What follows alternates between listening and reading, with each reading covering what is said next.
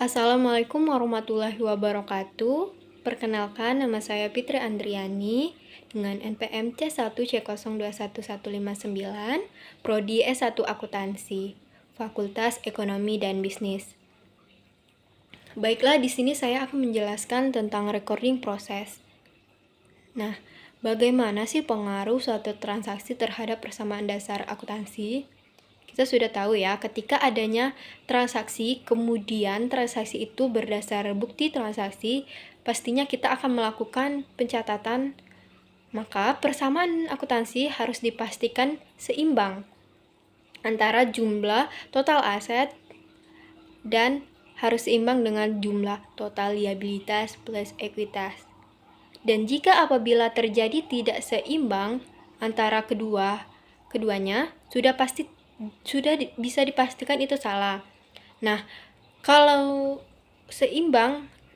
itu seimbang, itu belum tentu dapat dikatakan benar. Baiklah, saya akan menjelaskan tentang recording proses. Dan kita sudah belajar di materi sebelumnya bahwa akuntansi itu terdiri dari tiga aktivitas utama, yang dimana yang pertama itu identifikasi, yang kedua proses pencatatan, dan yang ketiga pelaporan. Nah, pada kali ini saya akan menjelaskan yang kedua, yaitu proses pencatatan. Baiklah, setelah adanya tahap identifikasi transaksi, maka tahap selanjutnya dalam proses akuntansi itu adalah tahap pencatatan. Tahap pencatatan ini ada 3. Yang pertama tahap pencatatan, yang kedua tahap pengklasifikasian, dan yang ketiga itu ada tahap pengiktisaran. Yang pertama tahap pencatatan, yang dimana mencatat atau memindahkan transaksi berdasarkan bukti transaksi ke dalam sebuah jurnal. Nah, apa sih itu jurnal? Jurnal itu adalah catatan yang pertama kali dibuat untuk mencatat transaksi yang dimana secara kronologis. Nah, maksud kronologis di sini nih, misalnya kita akan mencatat pada tanggal 1 Agustus. Nah, kita akan mencatat yang terlebih dahulu itu 1 Agustus, bukan mencatat pada tanggal 5 Agustus. Nah, itulah yang dinamakan secara kronologis. Jurnal ini juga terdiri dari jurnal umum dan jurnal khusus, yang dimana jurnal khusus ini biasanya digunakan pada perusahaan dagang untuk mencatat transaksi yang sifatnya sering terjadi sehingga nantinya akan lebih efektif. Makanya dari itu perusahaan dagang itu banyak menggunakan jurnal khusus. Jurnal khusus juga terdiri dari beberapa. Yang pertama itu ada jurnal penerimaan kas, yang kedua ada jurnal pengeluaran kas, yang ketiga itu ada jurnal penjualan, dan yang terakhir itu ada jurnal pembelian. Sedangkan jurnal umum ini ketika kita akan mencatat secara manual, menulis, itu kita harus membuat beberapa kolom, ya, dimana kolomnya itu terdiri dari tanggal, keterangan atau nama akun, referensi atau kode akun, dan kolom debit beserta kredit. Yang kedua itu ada tahap pengklasifikasian. Nah, pada tahap ini aktivitas yang dilakukan itu adalah memposting ke buku besar, yang dimana pada saat kita sudah menjurnal, maka setelah itu kita akan mempostingnya satu persatu akun yang ada tadi ke dalam buku besarnya masing-masing. Yang ketiga, tahap pengiktisaran, yang dimana kita akan menjumlahkan saldo dari setiap akhir periode dan menyusunnya ke dalam suatu daftar yang dimana sering disebut dengan neraca saldo. Apa sih neraca saldo? Neraca saldo itu daftar yang memuat akun-akun dengan saldonya masing-masing pada setiap tanggal yang sudah ditentukan. Itu perlu kita ingat. Nah, sebelum melanjutkan tentang proses pencatatan, saya akan menjelaskan tentang yang namanya akun. Yang dimana akun itu adalah tempat untuk mencatat dari suatu transaksi yang ada. Nah, terdapat 5 kelompok akun utama atau yang biasa disebut itu sebagai 5 elemen dasar dari pelaporan. Yang dimana yang pertama itu kelompok aset. Aset itu dibagi menjadi 2, yaitu aset lancar dan aset tidak lancar. Nah, yang kedua itu ada kelompok liabilitas, di mana liabilitas ini terdiri dari 2 juga. Yang pertama itu liabilitas jangka pendek dan liabilitas jangka panjang. Kalau liabilitas jangka pendek ini berarti utang perusahaan itu akan dilunasi dalam jangka waktu 1 tahun atau kurang dari itu. Kalau liabilitas jangka panjang itu perusahaan akan melunasi utangnya itu bisa lebih dari 1 tahun atau lebih dari operasi normal perusahaan lah. Dan yang ketiga itu ada kelompok akun ekuitas, yang dimana pada perseroan terbatas, ekuitas itu terbagi menjadi di ekuitas itu terbagi ada yang namanya saldo laba dan dividen, dimana kalau saldo laba ini hasilnya itu tidak dibagikan kepada pemegang saham, sedangkan dividen ini nantinya bagian labanya itu akan dibagikan kepada pemegang saham. Nah, yang keempat itu ada penghasilan, di mana ada pendapatan dan keuntungan. Nah, yang terakhir, yang kelima itu ada beban, di mana beban ini juga terbagi lagi ada beban dan kerugian. Contoh, akun individual, beban yaitu HPP. Biasanya itu ditemukan dalam sebuah perusahaan dagang dan manufaktur. Lalu ada beban sewa, beban bunga, dan masih ada yang lain. Kemudian, kalau kerugian itu adalah kerugian dari hasil penjualan aset tetap dan kerugian dari penghentian aset tetap. Selanjutnya itu ada sistem pembukuan berpasangan atau double entry system, di mana sistem ini sangat menjadi acuan dalam proses pencatatan, yang dimana yang pertama itu pada setiap transaksi keuangan yang terjadi pasti akan selalu melibatkan 2 akun, yang dimana satu akunnya itu pasti debit dan yang satu lagi akunnya itu pasti kredit. Nah, yang kedua itu setelah transaksi dicatat di dalam sebuah jurnal, maka jumlah antara si debit dan si kredit ini tadi itu jumlahnya harus sama. Tidak boleh tidak sama. Harus sama antara debit dan kredit tadi. Nah, adapun aturan untuk debit kredit ini yang dimana persamaan dasar akuntansi itu yang berlaku dalam bisnis itu adalah persamaannya di mana aset sama dengan liabilitas plus ekuitas. Aset itu berada pada posisi kiri. Nah, itu hampir seluruh akun aset itu memiliki saldo normal debit, dan karena ada beberapa kelompok aset yang memiliki kredit, yaitu akumulasi penyusutan dan cadangan piutang tak tergagih. Sedangkan kalau akun liabilitas dan ekuitas itu berada di sisi kanan. Sehingga saldo normal dari akun tersebut yaitu kredit, kecuali akun dividen yang memiliki saldo debit. Setiap akun tuh pasti memiliki saldo normal.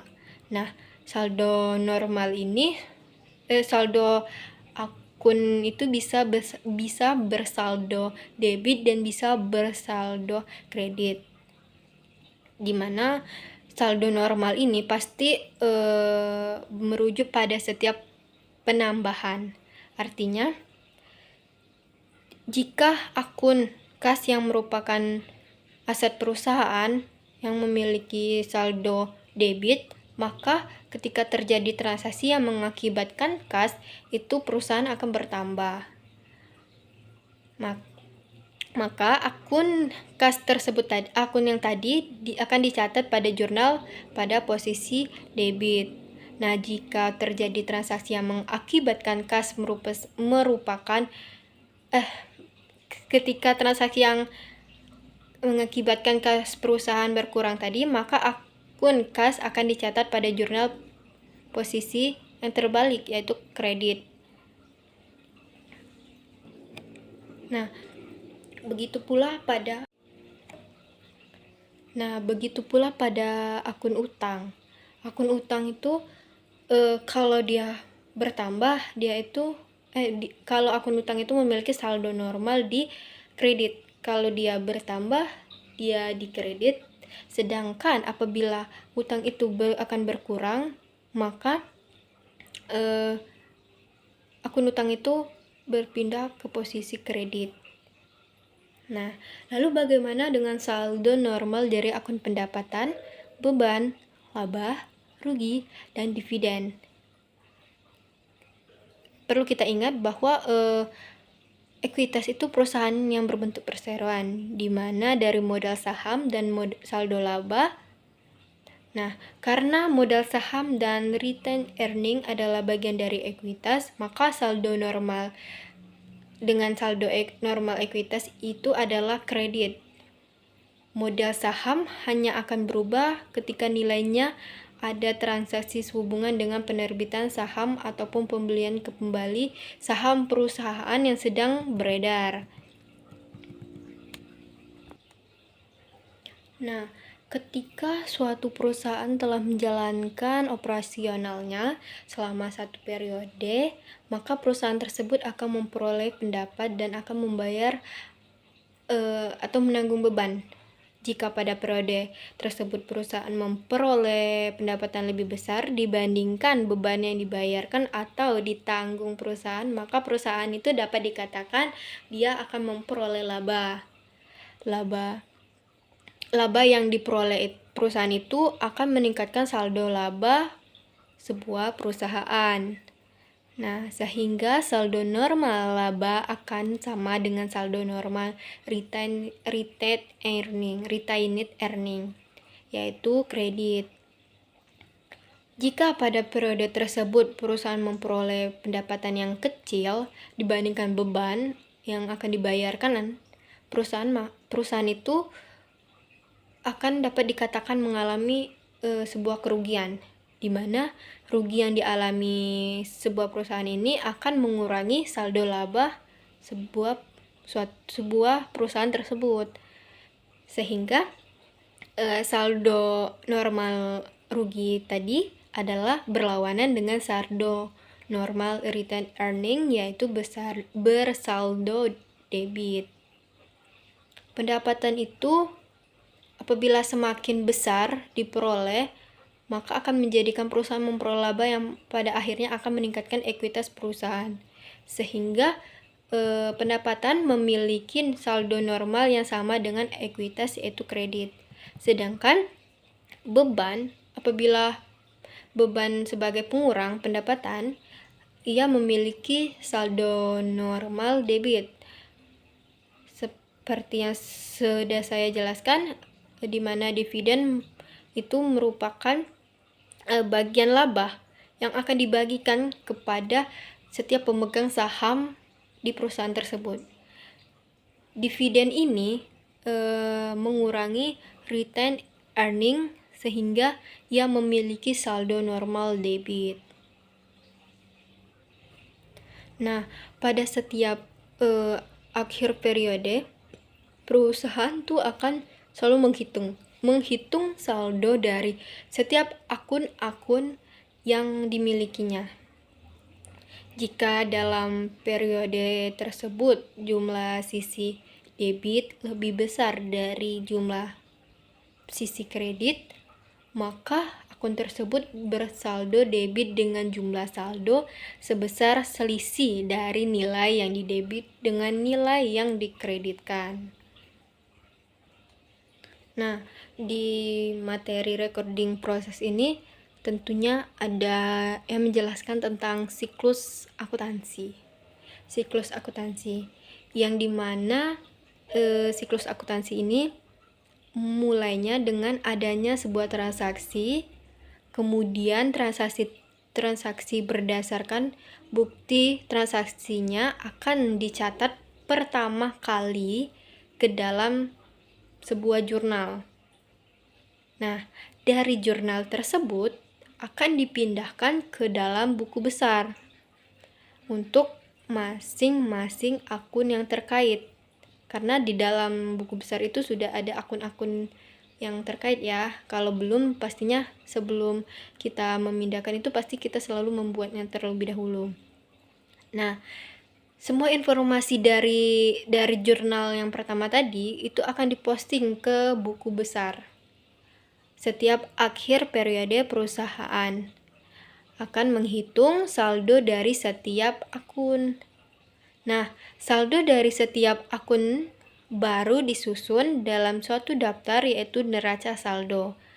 Pada neraca saldo, ada beberapa akun yang belum menunjukkan nilai yang sebenarnya, sehingga harus melakukan penyesuaian dan akan dicatat ke dalam jurnal penyesuaian.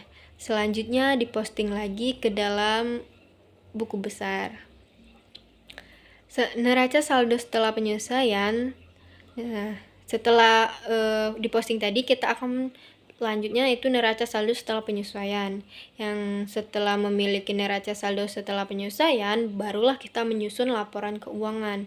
Laporan keuangan yang dimulai dari laporan laba rugi, laporan perubahan ekuitas, laporan posisi keuangan, laporan arus kas, dan catatan atas laporan keuangan atau CALK. Nah, selanjutnya barulah dibuat jurnal penutup. Untuk menutup akun pendapatan, akun beban, akun ikhtisar laba atau rugi, dan dividen, itu kita akan menutup akun-akun tersebut. Nah, dari jurnal penutupan tadi, kita akan memposting lagi ke dalam buku besar yang biasa itu dinamai JU3. Nah, setelah kita posting ke dalam buku besar, lalu dibuatlah neraca saldo setelah penutupan. Saldo dari akun-akun yang ada pada saldo setelah penutupan akan menjadi saldo di awal periode selanjutnya. Nah, begitulah siklus akuntansinya menurut saya. Baiklah, cuman siklus akuntansi yang seperti itu yang bisa saya jelaskan.